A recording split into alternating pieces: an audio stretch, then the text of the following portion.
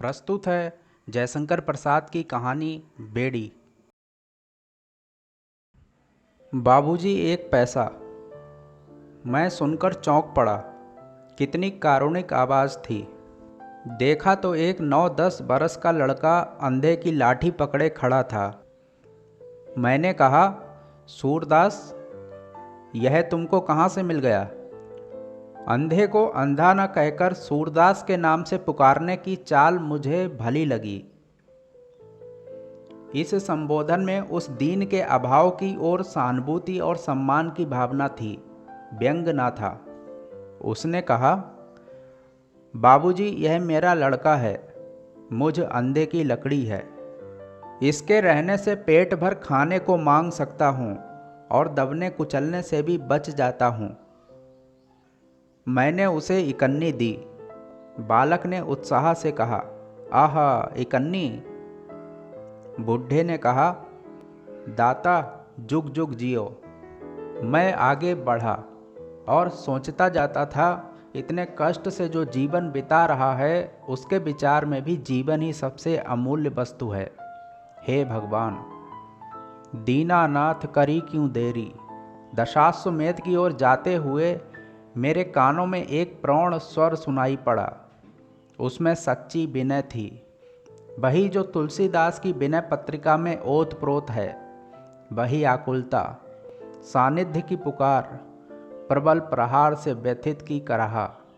Motor के दंभ भरी भीषण भों भों में विलीन होकर भी वायुमंडल में तिरने लगी। मैं अबाक होकर देखने लगा। वही बुढ़ा, किंतु आज अकेला था। मैंने उसे कुछ देते हुए पूछा, क्यों जी, आज वह तुम्हारा लड़का कहाँ है? बाबूजी भीख में से कुछ पैसा चुरा कर रखता था, वही लेकर भाग गया। ना जाने कहाँ गया। उन फूटी आंखों से पानी बहने लगा। मैंने पूछा, उसका पता नहीं लगा? कितने दिन हुए? लोग कहते हैं कि वह कलकत्ता भाग गया। उस नटखट लड़के पर क्रोध से भरा हुआ मैं घाट की ओर बढ़ा। वहाँ एक व्यास जी श्रवण चरित की कथा कह रहे थे। मैं सुनते सुनते उस बालक पर अधिक उत्तेजित हो उठा। देखा तो पानी की कल का धुआं पूर्व के आकाश में अजगर की तरह फैल रहा था। कई महीने बीतने पर चौक में वही बुढ़ा दिखाई पड़ा। उसकी लाठी पकड़े वही लड़का अकड़ा हुआ खड़ा था। मैंने क्रोध से पूछा, क्यों बे, तू अंधे पिता को छोड़कर कहाँ भागा था? वह मुस्कुराते हुए बोला, बाबूजी, नौकरी खोजने गया था। मेरा क्रोध उसकी कर्तव्य बुद्धि से शांत हुआ।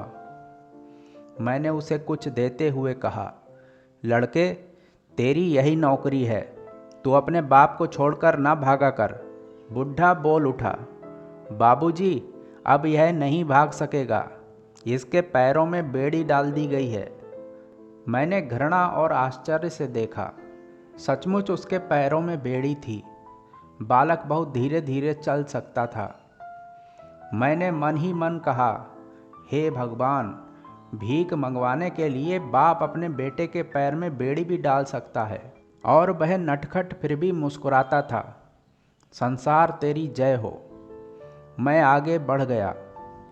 मैं एक सज्जन की प्रतीक्षा में खड़ा था। आज नाव पर घूमने का उनसे निश्चय हो चुका था। गाड़ी, मोटर, तांगे टकराते टकराते भागे जा रहे थे, सब जैसे व्याकुल। मैं दार्शनिक की तरह उनकी चंचलता की आलोचना कर रहा था।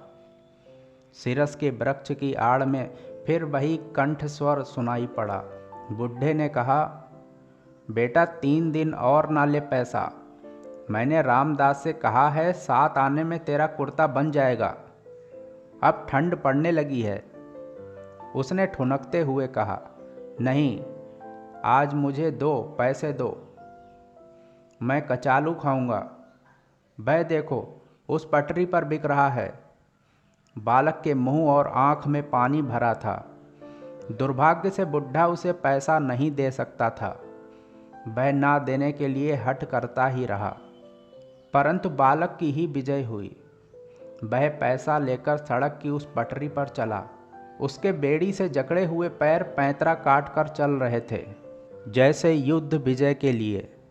नवीन बाबू 40 मील की स्पीड से मोटर अपने हाथ से दौड़ा रहे थे। दर्शकों की चीत्कार से बालक गिर पड़ा। भीड़ दौड़ी, मोटर निकल गई और यह बुढ़ा बिकल हो रोने लगा। अंधा किधर जाए? एक ने कहा, चोट अधिक नहीं। दूसरे ने कहा, हत्यारे ने बेड़ी पहना दी है, नहीं तो क्यों चोट खाता? बुढ़े ने कहा, काट दो बेड़ी, मुझे ना चाहिए। और मैंने हतबुद्धि होकर देखा कि बालक के प्राण पखेरु अपनी बेड़ी काट चुके थे।